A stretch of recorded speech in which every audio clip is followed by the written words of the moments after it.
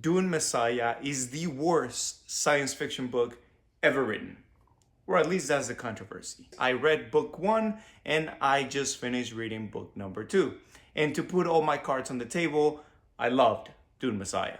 The version of Dune Messiah that I read comes with an introduction by Brian Herbert. As soon as I was done with the novel, I decided to go back and read the introduction. It felt a little bit weird because it felt like he was defending a book that, to my perspective, was already good to begin with. One of the things that stood out to me was that he said a lot of people misunderstood this book.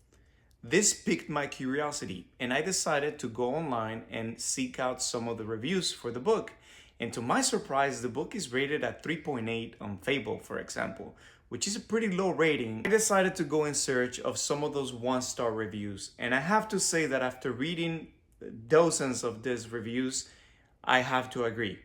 This book is severely misunderstood. This reviewer, for example, finds the book completely disturbing. One of the things they bring up is that Paul decided to have one of his men study Hitler and Genghis Khan because they killed a lot of people, and yay on them, question mark, question mark, question mark.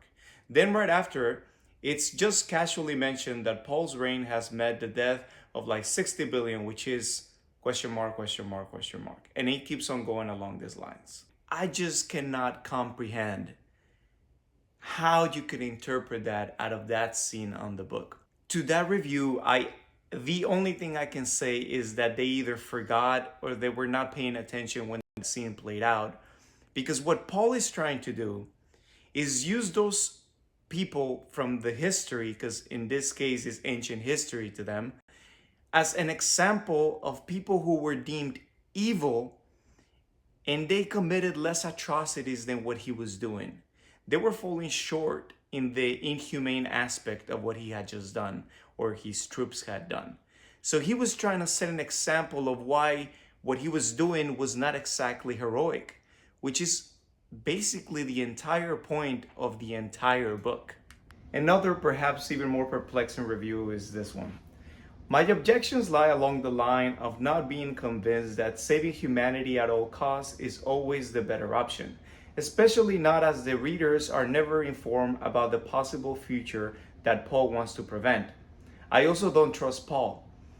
And this one took me for a ride because, again, a big point of this book, a big point of this story is that our hero is not to be trusted. It is a warning of how humans tend to trust charismatic leaders who lead us down very dark paths.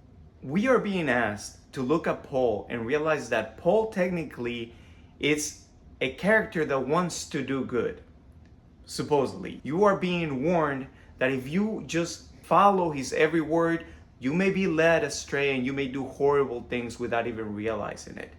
Again, it is a warning, and this reviewer seemed to catch on to it and still ignored it. This soap opera. Family intrigues, pregnancies, overdoses, and who is plotting to kill who. And to this I say, this is a book from the 1960s.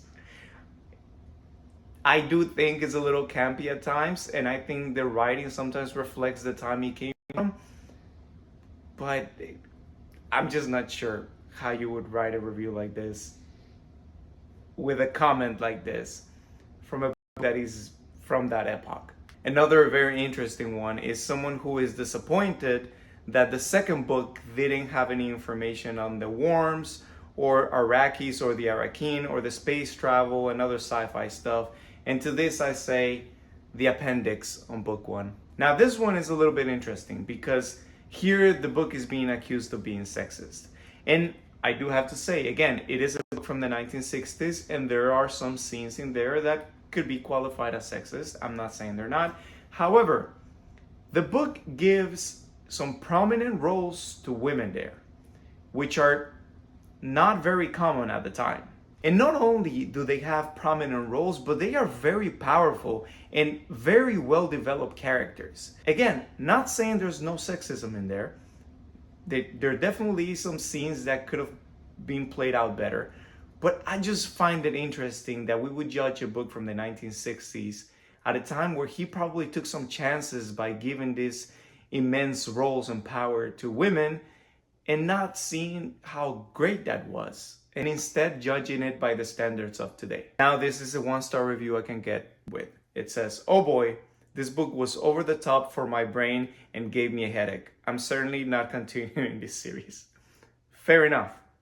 Fair enough. There was many more reviews along these lines, and that's why I think I agree with the introduction of at least this version that I have. I do have to agree that this book is very misunderstood.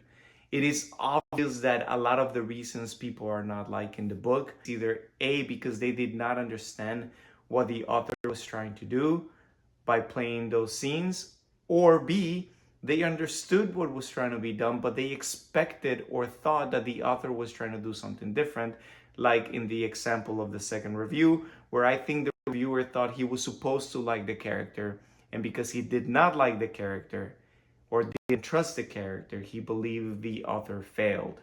But that's what the author was trying to do from my perspective. He was trying to show you that he was not the hero he had set out to be at the beginning of the series. But anyway, if you enjoy this type of content, please let me know in the comments and feel free to follow. Thank you.